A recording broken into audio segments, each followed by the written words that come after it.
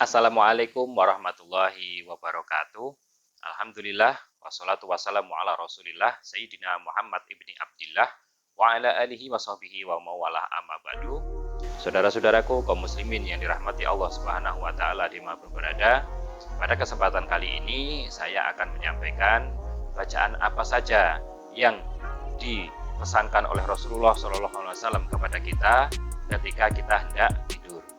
Akan tetapi pada kesempatan kali ini juga ada beberapa yang dianjurkan oleh ulama-ulama kita, yang mana insya Allah itu akan sangat mudah kita kerjakan. Nah, yang pertama, sabda Nabi SAW, yaitu hendaknya kita membaca surat Al-Kafirun dan ayat kursi sebelum tidur. Nah, jika surat Al-Kafirun ini, sabda beliau SAW, yaitu bahwa fa'innaha bara'atun minasyirki, bahwa hadis riwayat At-Tirmidzi ini mengatakan barang siapa yang membaca surat Al-Kafirun sampai terakhir, sampai habis sebelum tidur, dia akan terbebas dari kesyirikan.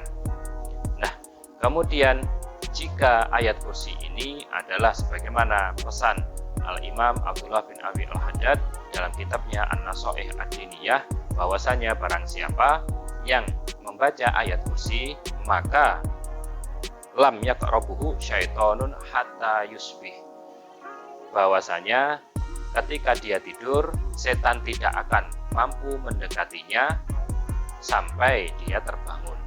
Nah, hal ini memberikan penjelasan kepada kita bahwasanya inilah salah satu keutamaan ayat kursi yang mana kita ucapkan atau kita tilawahkan atau kita baca sebelum tidur.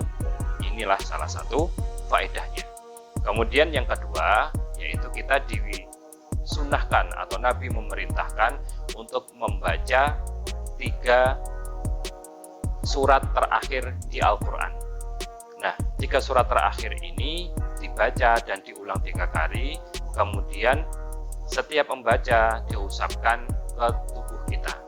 Nah, hal ini sebagaimana sabda dan sebagaimana yang diajarkan oleh beliau SAW, dan itu termaktub dalam riwayat Imam Bukhari.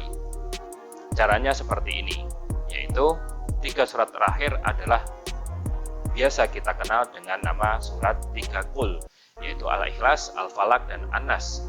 Dan tata caranya yaitu pertama kita membaca surat Al-Ikhlas, kemudian kita tiupkan di telapak tangan kita. Kemudian kita membaca surat Al-Falaq, kemudian kita tiupkan di telapak tangan kita. Kemudian kita membaca surat An-Nas, kemudian kita tiupkan ke telapak tangan kita. Lalu kemudian telapak tangan ini kita usapkan ke sekujur tubuh kita sejauh mana kita dapat menjangkau tubuh kita tersebut. Nah, kita usapkan dari kepala dahulu, kemudian kita usapkan ke badan, kemudian ke tangan, kemudian ke kaki, kemudian belakang, itu sejauh yang dapat kita usap.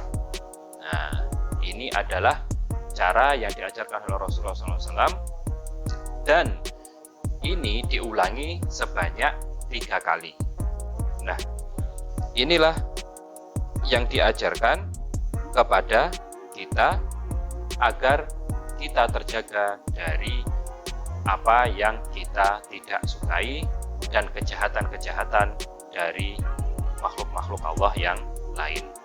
Kemudian yang ketiga, kita disunahkan atau diajarkan oleh Nabi SAW, kita dianjurkan untuk membaca Subhanallah 33 kali, kemudian Alhamdulillah 33 kali, dan Allahu Akbar sebanyak 34 kali, sebagaimana yang biasa kita baca setelah sholat 5 waktu, yaitu wirid atau dzikir setelah sholat. Nah, hal ini sebagaimana sabda beliau SAW, yaitu fadzalika mi'atun alal lisani wa alfun fil mizani. Amalan ini itu dapat memberatkan timbangan di akhirat nanti. Nah, dalam sabdanya beliau yang lain, dalam riwayat yang lain, beliau bersabda bahwasanya amalan ini lebih baik daripada pembantu. Nah, dalam artian amalan ini itu dapat meringankan apa yang menjadi beban kita ketika kita tidak tidur. Nah, dan juga amalan ini melipatkan ganjaran atau pahala kita sehingga kita tidur akan tetapi tetap mendapatkan pahala dari Allah Subhanahu wa Ta'ala. Nah, kemudian yang keempat, kita disunahkan untuk membaca akhir surat Al-Baqarah, yaitu surat 285 dan surat 286. Nah, yang mana dalam sabda beliau SAW yang beliau sabdakan, yaitu diriwayatkan oleh Imam Bukhari dan Muslim, bahwasanya man qara'a bil ayataini min akhir suratil Baqarah fi lailatin kafahu, yaitu ay maknahu dafa'ata anhu asyirka wal makruh. Atau dalam riwayat lain dijelaskan bahwasanya kafatahu an qiyamil lail. Nah, dalam hadis riwayat Imam Bukhari dan Muslim ini, barang siapa yang membaca 2 ayat terakhir dari surat Al-Baqarah sampai terakhir sebelum tidur, maka itu mencukupinya. Nah, apa yang dimaksud mencukupinya? Para ulama menjelaskan bahwasanya ayat ini mencukupi dari kita berbuat syirik dan hal-hal yang tidak kita sukai. Maksudnya, ayat ini dapat mencegah kita dari kesyirikan dan kita terhindar dari hal-hal yang tidak kita sukai. Nah, kemudian dalam riwayat lain juga dijelaskan bahwasanya barang siapa yang membaca ayat ini, 2 ayat ini sebelum tidur, maka itu sudah cukup dihitung sebagai pahala qiyamul lail, yaitu pahala menghidupkan malam. Nah, kita tidur tapi malah menghidupkan malam. Masya Allah, inilah salah satu keutamaan yang diberikan kepada umatnya Nabi Muhammad Sallallahu Alaihi Wasallam. Nah, kemudian yang kelima, yang terakhir, ini ada 2 macam bacaan yang dianjurkan sebelum tidur, yaitu yang pertama, sebagaimana pesan Habib Zain bin Smith dalam kitabnya An-Nujum Az-Zahirah, yaitu kita membaca basmalah sebanyak 21 kali.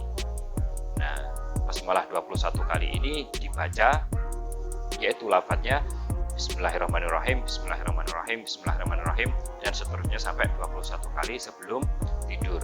Yang mana amalan ini dapat menjaga kita dari musibah yang tidak kita sukai seperti kebakaran atau kebanjiran atau pencurian dan gangguan-gangguan dari makhluk-makhluk Allah yang lain. Nah, inilah salah satu amalan yang dianjurkan oleh ulama dan sangat mudah sekali kita kerjakan.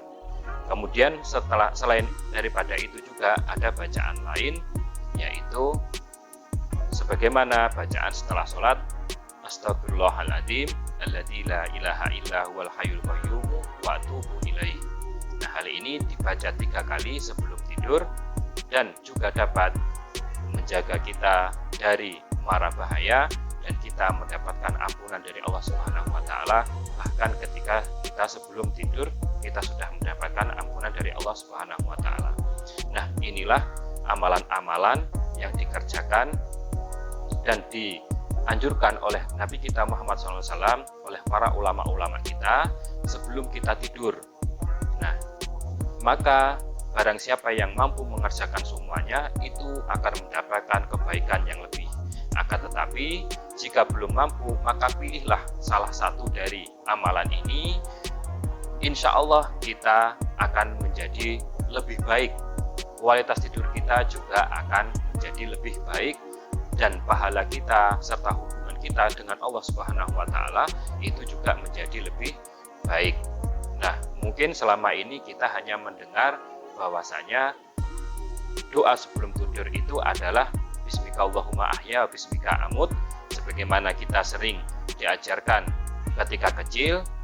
Akan tetapi dengan belajar dan kita mengkaji hadis-hadis Nabi SAW, ternyata banyak sekali bacaan-bacaan yang dianjurkan dibaca sebelum tidur dan itu mempunyai faedah yang sangat luar biasa dari Allah Subhanahu wa taala. Demikian yang dapat saya sampaikan. Usikum wa ya nafsi bittaqwallah. Assalamualaikum warahmatullahi wabarakatuh.